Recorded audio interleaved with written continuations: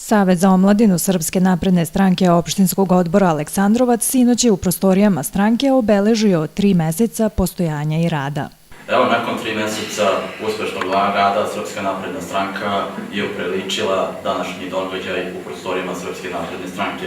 Tom prilikom našim koordinatorima, ljudi koji su u prethodnih 3 meseca pokazali da su verni Srpskoj naprednoj stranci ideji da najbolji idu napred u župi, dobit će prigodne poklone od Srpske napredne stranke i legitimacije.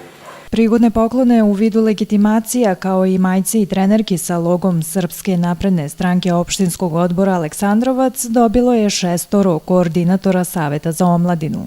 Danas obeležavamo 3 meseca postojanja i dobili smo lepe poklone na kojima bi se zahvalila Srpskoj naprednoj stranci. Kao član Saveta za omladinu Srpske napredne stranke Aleksandrovac, hteo bih da se zahvalim za prigodne poklone. Ovo je jedan lep gest od Srpske napredne stranke. Ovo je nešto stvarno jedinstveno u župi, da jedna stranka posveti ovoliko pažnje mladim ljudima kao što je posvetila Srpska napredna stranka Aleksandrovac svojim omladincima. 10-člani Savet za omladinu Srpske napredne stranke opštinskog odbora Aleksandrovac za 3 meseca postojanja i rada sproveo je više uspešnih akcija. Ovom prilikom članovi Saveta pozvali su i sve mlade ljude iz župe da se pridruže omladini Srpske napredne stranke u Aleksandrovcu, koja trenutno broji oko 50 članova.